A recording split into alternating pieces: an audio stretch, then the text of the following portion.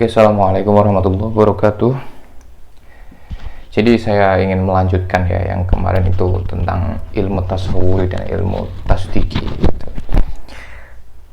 Sepertinya penjelasan saya kemarin terkait bab ini nampaknya kurang komprehensif dan kurang sistematis gitu, sehingga saya merasa perlu untuk mengulanginya agar supaya bisa dipahami oleh kita semua, lebih mudah untuk dipahami gitu.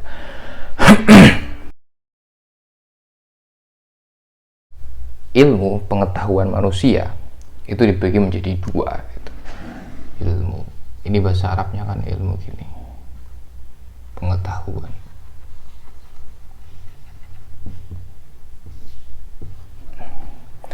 Ada yang bersifat tasdik sama tasawur. Nah, dihafal ya. Nah, ilmu dibagi menjadi dua, ada yang tasdik, ada yang tasawur. Pertama-tama ya kita membahas dulu tasawur, baru kita tasdik gitu. Karena tasdik itu dia hanya ada setelah keberadaan tasawur, ilmu tasawur. Maksudnya gimana? Ya, nih. Ilmu tasawur itu adalah ilmu tentang hakikat sesuatu gitu. Tentang gambaran tentang sesuatu itu. Contoh pengetahuan kita tentang manusia, pengetahuan kita tentang batu, pengetahuan konseptual gitu, yang itu ada dalam pikiran kita. Setelah kita melihat ini ya, misal contoh ketika kita melihat spidol ini dan kemudian spidol ini hilang, lenyap dari pandangan kita, kita memiliki gambarannya, bercak fotokopiannya di alam pikiran kita. Nah, itu yang dinamakan dengan ilmu tasawur. Memiliki gambaran, simpelnya gitu. Kita memiliki gambaran tentang Tuhan gitu. Tuhan sebagai apa gitu. Sebagai yang disembah, sebagai sebab pertama, sebagai sang pencipta. Itu kan gambaran-gambaran kita, meskipun kita nggak bisa menggambarkannya secara visual gitu, tapi setidaknya kita memiliki konsepsi tentang Tuhan di dalam pikiran kita gitu. Betapapun kita belum pernah memiliki pengalaman secara empiris dengan Tuhan. Oke, ini ilmunya namanya ilmu tasawur. Nah, sedang ilmu tasdiki ya kan, sedang ilmu tasdiki itu ilmu atau pengetahuan yang berisi tentang penisbatan, penggabungan antara dua pengetahuan tasawur. Contoh, kita memiliki pengetahuan tasawur tentang manusia dan hewan. Manusia adalah hewan. Manusia itu hewan. Manusia bukan hewan. Itu namanya ilmu tasdiki. Penggabungan dua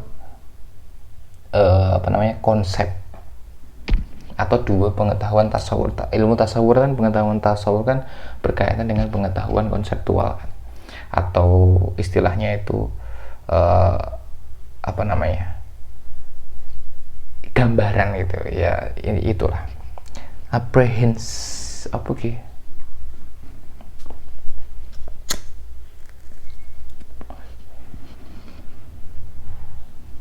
Nah,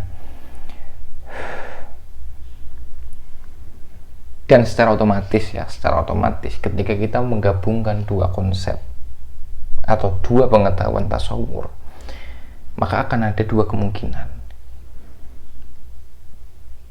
Yang pertama, penisbatan antara dua konsep tadi itu bersifat afirmatif, benar, atau bersifat negatif, salah gitu. Contoh seperti kalau di kitabnya Al-Ghazali itu contohnya al-insan hayawan, manusia manusia, hewan. Di sini sama dengan gitulah, adalah manusia adalah hewan. Pengetahuan kita tentang manusia pengetahuan kita tentang manusia saja itu namanya ilmu tasawur. Pengetahuan kita tentang hewan, konsep hewan saja itu namanya masuk dalam kategori pengetahuan tasawur. Namun jika kita menisbatkan, menggabungkan pengetahuan kita tentang manusia dan pengetahuan kita tentang hewan, itu masuk pengetahuan tasdiki. Pengetahuan tasdik atau istilahnya itu pengetahuan judgment atau pengetahuan justification, terserah istilahnya apa. Intinya yang memungkinkan ia bernilai afirmatif atau negatif gitu. Nah, ini kan dua kemungkinan. Manusia adalah hewan. Ini afirmatif atau negatif? Nah, itu harus diuji. Benar salahnya. Benar tidaknya. Demokrasi, kita buat premis lain lah. Demokrasi adalah sistem terbaik. Nah, ada kata demokrasi, ada kata sistem, ada kata terbaik. Ada konsep demokrasi, konsep sistem, konsep terbaik. Jika ia dinisbatkan satu sama lain, digabungkan satu sama lain, apakah ia bernilai benar atau salah? Nah, itu harus diuji. Nah, contoh Prabowo adalah presiden terbaik. Benar atau salah? Ya harus diuji dulu. Penisbatan dua konsep itu. Konsep Prabowo sebagai manusia, sebagai presiden, sebagai menantu Soeharto, dengan presiden yang terbaik, dengan konsep presiden dan konsep yang terbaik, itu benar enggak? Harus diuji dulu. Nah, ini pengetahuan tasdiki. Sampai sini dulu, nanti lanjut. Kemudian apa yang menghantarkan kita sampai pada pengetahuan tasawur? Nah, ini pertanyaan kan. Apa yang menghantarkan kita pada pengetahuan tasawur, pengetahuan conception gitu? Apa yang menghantarkan gitu?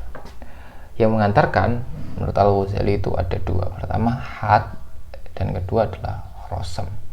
Had ini bisa kita artikan dengan definisi. Nah, rosem ini bisa diartikan kalau saya meminjam alih bahasanya Aziz Anwar itu terjemahkan sebagai deskripsi. Had itu adalah definisi dan rosem itu adalah deskripsi. Nah, semisal praktiknya kayak gini, ada orang bertanya kepada kita tentang apa itu Eslen gitu. Eslen itu kan, kamu kan kalau yang kamu belum paham ya, apa itu Eslen? Bagi mereka yang belum pernah melihat Eslen, pasti akan bingung. Apa itu Eslen? Kan gitu. Nah, untuk kita bisa memahamkan kepada dia, kita butuh definisi, kalau enggak deskripsi, agar orang yang belum pernah melihat Eslen itu memiliki pengetahuan tentang Eslen. Ya. Kalau di kitabnya Al-Ghazali ini, di bukunya Al-Ghazali menjelaskan tentang Khomer. Apa itu Khomer? Bagi kalian yang belum memiliki pengetahuan tentang Khomer, pasti kalian bingung apa itu Khomer. Khomer itu adalah minuman yang memabukkan yang terbuat dari anggur. Nah, deskripsi itu berupa penjelasan tentang satu konsep. Akhirnya orang yang belum pernah melihat Khomer dan tidak memiliki pengetahuan tentang Khomer, ketika kita berikan deskripsi terkait Khomer, orang itu akan langsung, oh ternyata Khomer atau Eslen itu adalah minuman yang memabukkan yang terbuat dari anggur. Oh, jadi gitu. Betapapun ia belum pernah melihat Khomer atau Eslen, ya. Makanya untuk sampai pada pengetahuan tasawuri, pengetahuan conception, kita butuh yang namanya definisi atau apa namanya ini, deskripsi. Contoh lagi, siapa itu Tuhan? Apa itu Tuhan? Kalau saya minjem definisi guru saya itu mendefinisikan Tuhan itu sebagai wujud yang disembah gitu. Ya. Apa itu Tuhan? Ya, ia adalah sosok yang disembah. Karena nggak ada selain Tuhan yang disembah. Ia adalah wujud yang disembah. Oh, berarti selama ini manusia yang beribadah, betapapun memiliki caranya masing-masing, tetap mereka itu menyembah sosok Tuhan yang sedang kita deskripsikan tadi itu, yang kita definisikan tadi itu. Ya, ini sosok yang disembah. Akhirnya orang paham, betapapun belum pernah melihat Tuhan gitu. Saya rasa sudah paham ya tentang itu tadi, dicatat gitu. Nah, kita lanjut ke ilmu tasdik atau ilmu judgment atau affirmation. Terserah kamu memilih terjemah apa, bebas. Intinya kamu paham, karena apa namanya, kata Al-Ghazali itu la musyahata fi tasmiyah atau fi istilat ba'da fahmil makna. Gak ada perdebatan, apa namanya, percekcokan dalam memilih diksi ketika kita itu sudah paham tentang maknanya. Karena pada hakikatnya kan diksi atau kata itu kan nggak berguna.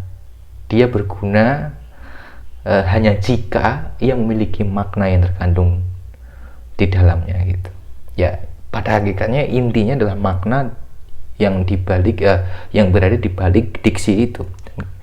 Entah tasdik, judgment, affirmation, apa namanya, justification, terserah. Intinya kita paham apa itu ilmu tasdik, yakni penggabungan atau penisbatan satu konsep dengan dua konsep atau lebih gitu. Contohnya ya kayak tadi, manusia itu hewan, ada konsep manusia, ada konsep hewan. Jika digabungkan, dinisbatkan, ia benar atau salah, nah itu namanya ilmu tasdik.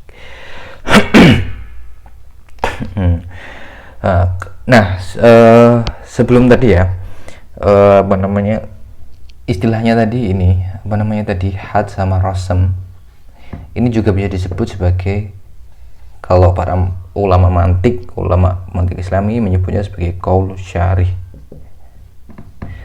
Qaul syarih itu secara literal itu bermakna ucapan yang menjelaskan gitu. Ucapan penjelas gitu. Qaul itu ucapan, syarih itu sesuatu yang menjelaskan, sehingga ucapan yang menjelaskan. Ya kayak contohnya tadi gitu. Apa itu Iceland? Ketika kita ditanya apa itu Iceland, kita mulai menjelaskan dengan ucapan, dengan suatu ucapan yang mencoba mendeskripsikan atau mendefinisikan satu konsep yang ditanyakan oleh orang tadi itu. Udah, kita lanjut ke ilmu tasdiki. Nah, untuk sampai pada ilmu tasdiki gitu kan, kita membutuhkan yang namanya hujjah atau argumen gitu. Saya terjemahan sih. Hujjah itu bisa diartikan sebagai argumen, terserah kamu mau milih diksi apa. Nah, hujjah tersendiri itu kalau di bukunya Al-Ghazali ini dibagi menjadi 3. Ada qiyas, ada istiqra, dan ada tamtsil. Kalau nggak salah, iya tamtsil. Qiyas itu adalah penalaran deduksi, silogisme. Ya, kalau yang pernah baca Aristoteles pasti nggak asing dengan istilah ini. Istiqra itu induksi, dan tamtsil itu analogi. Nah, mari kita bahas satu persatu. Tadi kan contohnya manusia itu adalah hewan. Untuk sampai pada pengetahuan ini ya, dalam arti ia afirmatif atau negatif, ia benar atau salah ucapan tadi, kita butuh argumen gitu. kita butuh pembuktian secara demonstratif, secara argumentatif. Nah, itu kita bisa peroleh dengan argumen itu dibagi menjadi 3. Ada kalanya berupa penalaran deduksi, silogisme, yang itu hampir isinya buku-buku logika itu kebanyakan separuh lebih itu membahas tentang deduksi. Kemudian ada penalaran induksi atau istiqra, dan yang terakhir itu analogi atau tamtsil ya dalam bahasa Arabnya itu. Nah, kias di sini perlu diketahui, kias di sini berbeda dengan kias yang kita kenal dalam disiplin usul fikih. Gitu. Kalau dalam disiplin usul fikih itu kan kias kan mensyaratkan ada 4 elemen gitu. Ada asal, fara, hukum, kemudian sisi bersamaan, dan bla bla bla seterusnya lah. Nah, kias di sini ya nanti kita untuk membahas bagaimana kita membuat kias, bagaimana kita bernalar secara deduktif, induksi, bagaimana kita membuat suatu analogi, kita bahas di kesempatan selanjutnya. Intinya ini pengetahuan fantastik. Contoh kayak tadi, Prabowo adalah presiden terbaik. Kita uji pakai penalaran kias, kita pakai kias, istiqra atau tamtsil. Gitu ya. Sehingga kita bisa memberikan hukum gitu. Iya benar atau iya salah. Contoh lagi, Soeharto adalah pahlawan. Ada Soeharto, ada konsep Soeharto, berarti pengetahuan tasawur tentang Soeharto, dan ada kata konsep pahlawan. Itu masuk pengetahuan tasawur, digabungkan jadi pengetahuan tasdiki. Kita uji ia benar-benar pahlawan atau tidak. Nah, itu kan kita bisa menggunakan penalaran ini yang untuk pembahasan lebih komprehensif, lebih dalam, integral, nanti kita bahas di kesempatan berikutnya. Semoga bermanfaat. Assalamualaikum warahmatullahi wabarakatuh.